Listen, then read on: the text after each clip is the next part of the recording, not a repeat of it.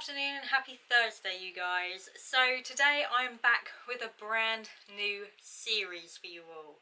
So everybody always asks me how I go about booking my Walt Disney World holidays when I sort of do it, and how I plan for it and everything like that, because I know it's something that is a little bit daunting for some people. So people are always asking me, like, how do you book, how do you plan, like, where do I start? So I thought that I was going to start doing a little series for you all, just little bite-sized videos of how to do everything, or how I at least do everything. You know, I mean, I'm not saying it's 100% the greatest way to do it, but it's how I personally book and plan for my Walt Disney World holidays.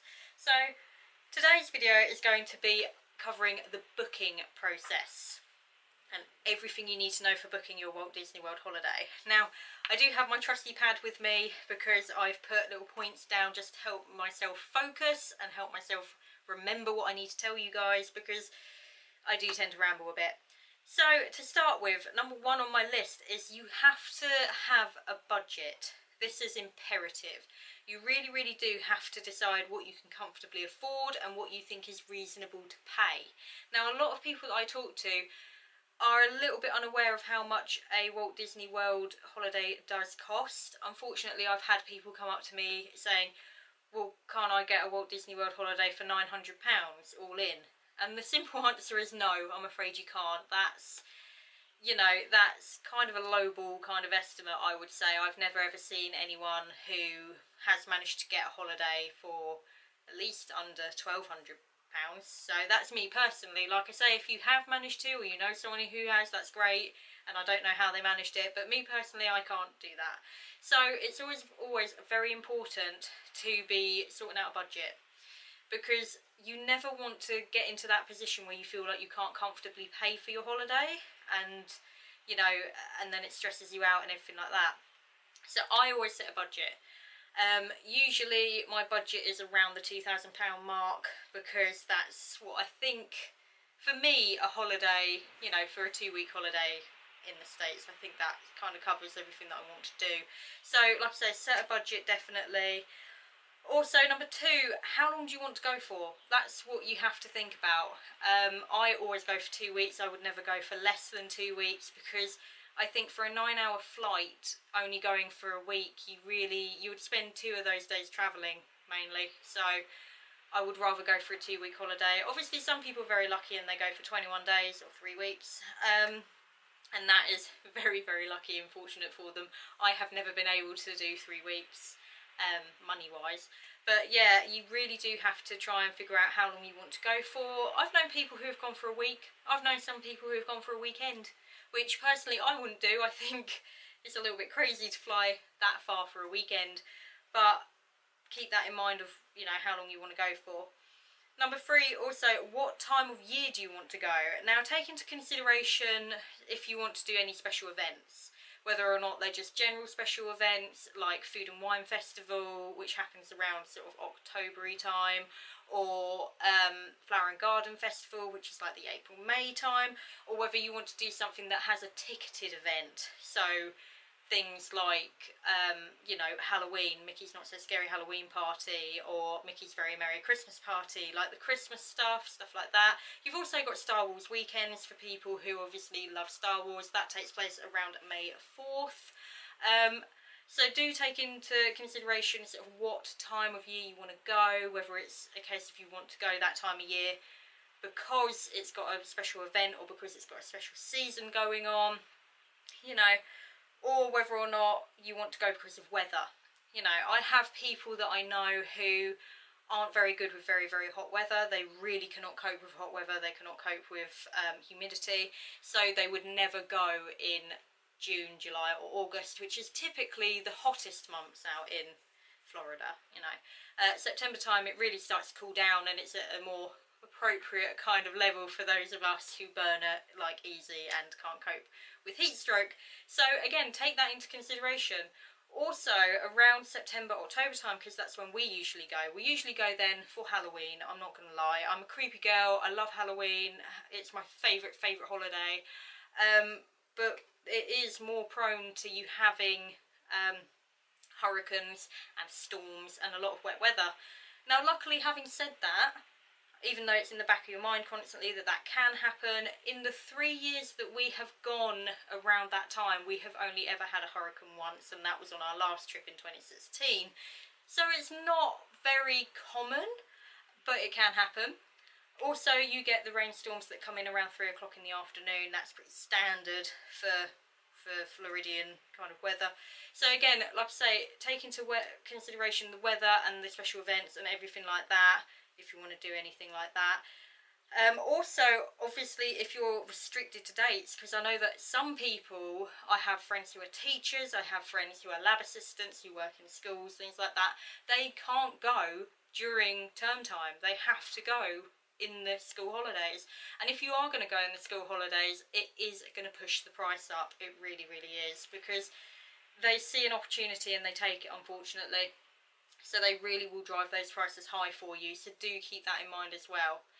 Also, you've got to think about who's going, right? So who's going, how many of you are there? Do you need more than one room? Are you going to, you know, all kind of try and get a place together? Do you have children in your party? Are you travelling with infants, babies, toddlers, teenagers? You can sometimes act like toddlers. I get you, I know. But are you travelling with them? Are you travelling with people who are maybe a bit more elderly, who maybe need some more assistance? Are you travelling with anyone who has a disability, who maybe, you know, needs a little bit of extra help or a little bit of extra care maybe?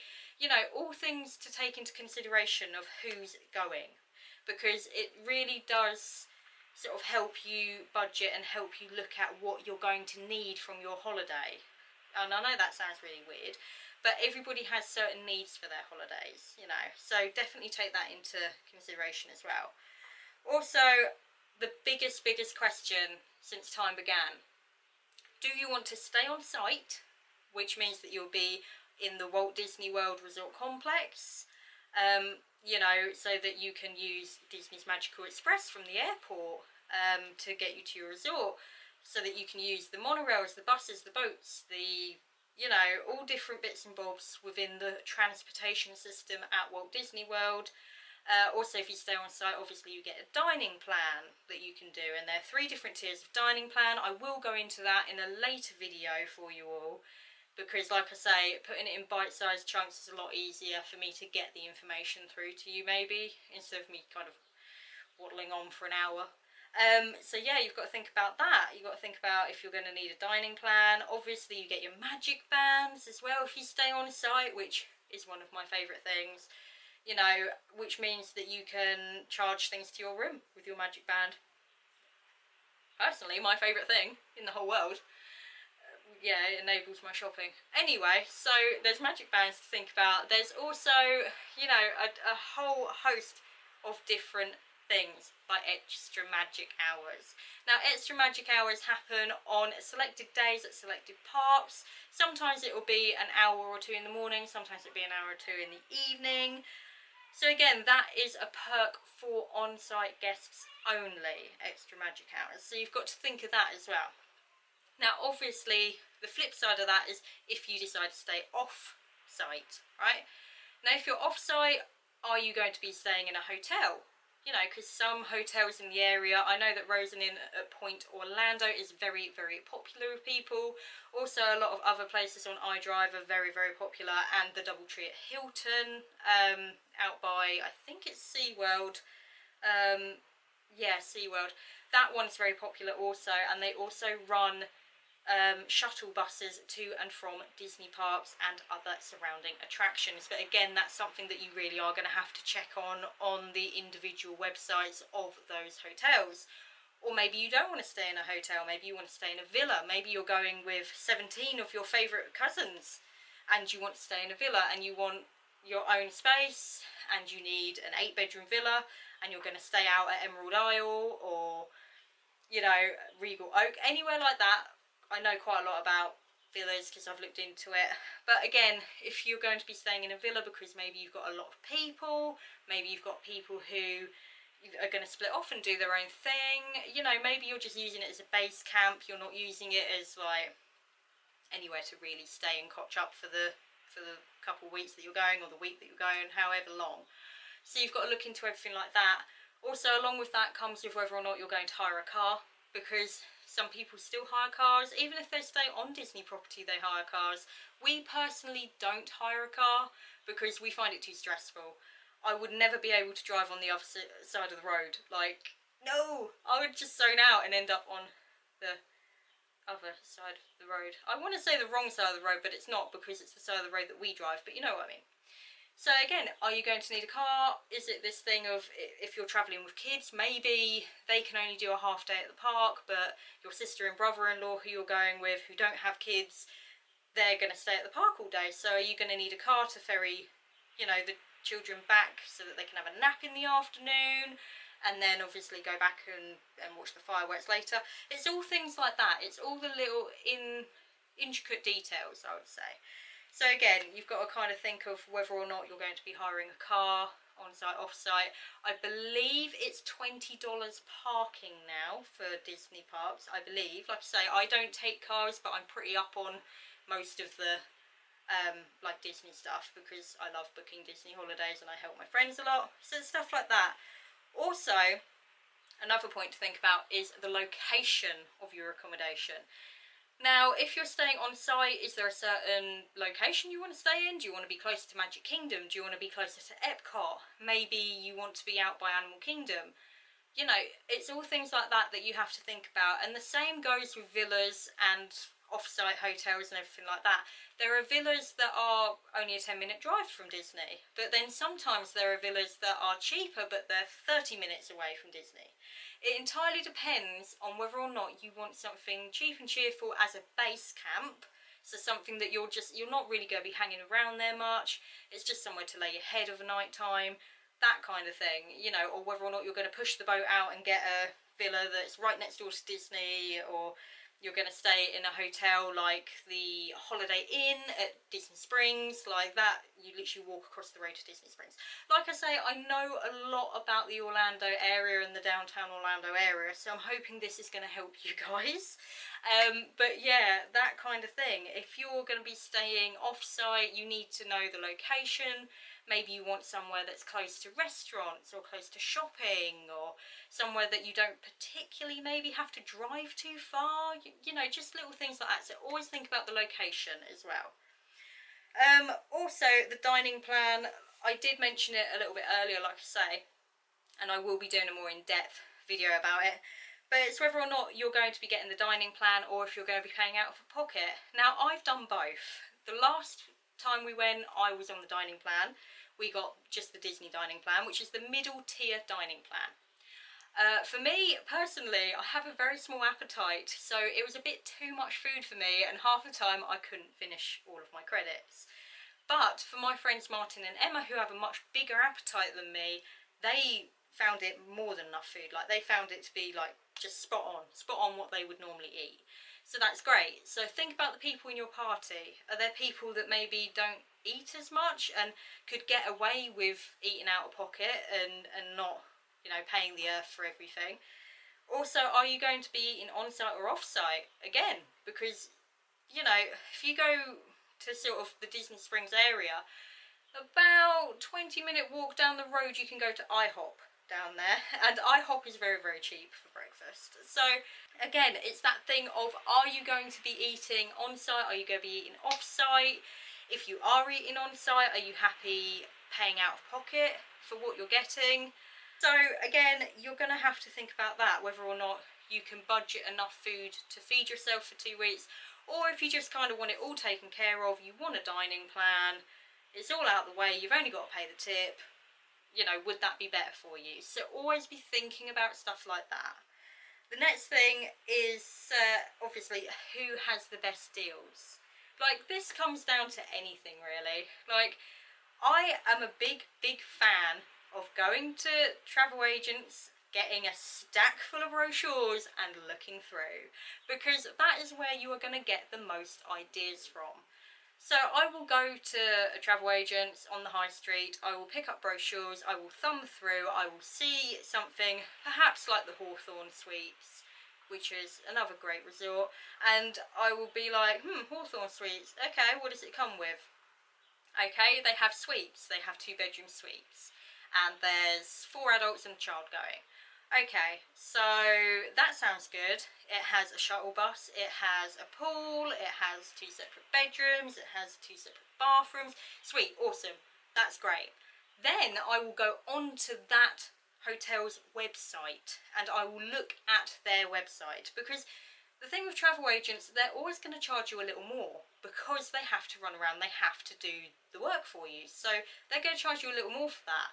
So I will go on to, say, the Hawthorn Suites website, and I will look at it and I will price it up myself and get an idea of what it is I would be paying them directly. Because this brings me on to my next point. Okay, now I always book what's called DIY, which means that I will book my accommodation and tickets, you know, Disney tickets, let's say, with one person. I will book my flights with the airline direct, and then I will book my other tickets, like, you know, Universal tickets, Busch Garden tickets, SeaWorld tickets. I'll book them with another vendor. So I book it all separately. So I sometimes do have to wait about, depending when I book, usually I have to wait about 8 or 9 months until my flights are on sale. And just hope that I can get flights for the right time. Now, it's quite risky doing that, and I get it, and a lot of people are not confident to do that. They don't have the skill for it, they're a little bit scared of doing it that way, and I understand that, so they will book with a travel agent. But me personally, I'll book out, like, DIY, because it just works out so much more, like, cheap than doing it through a travel agent who's going to charge you a commission fee of usually around 25%. Somewhere in that zone. Might not be accurate completely, but usually somewhere in that zone. So, like I say, I am not opposed to going to 7 different websites and pricing up with 7 different people, and, you know, seeing who has the best deals and who has, you know, what I need for my holiday. Essentially, is this person offering car hiring with their deal? Is this person offering me free memory maker? Is that person going to give me a $100 incentive to book with them? It completely depends, you know. So basically that leads me on to my next point, is that we usually book with Disney Travel Company. That's who we normally book with, because I must admit, in my experience, Disney have the best offers, in my experience.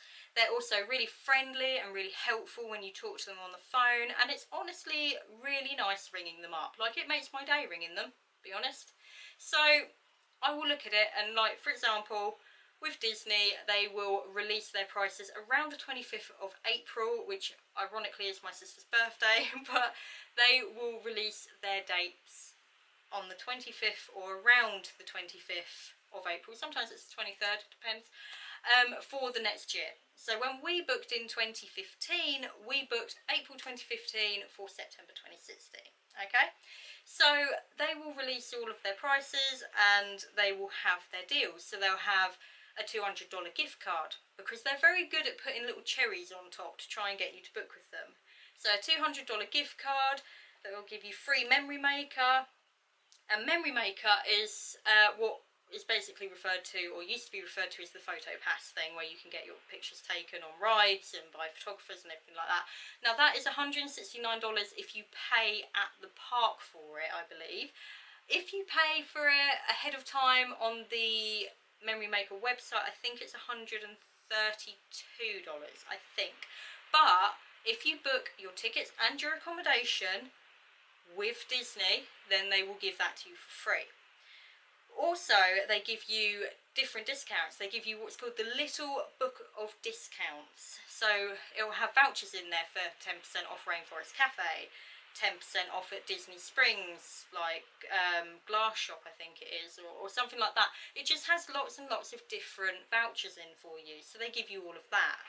I know as well, this year, if you're booking from April this year for next year, they are currently running an offer for a 12-month free subscription to their Disney Life service, which is basically like Netflix. It's a Disney version of Netflix where you can stream Disney films, and you get a 12-month free contract with them for that.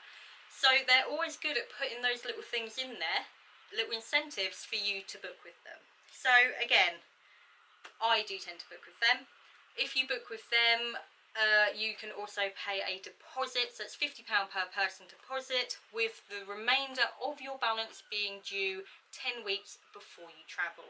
So that is amazing, because if you book in April and you're going the next September, you've got like 18 months to pay that balance off, which is phenomenal. That really, really helps me budget for my holidays personally.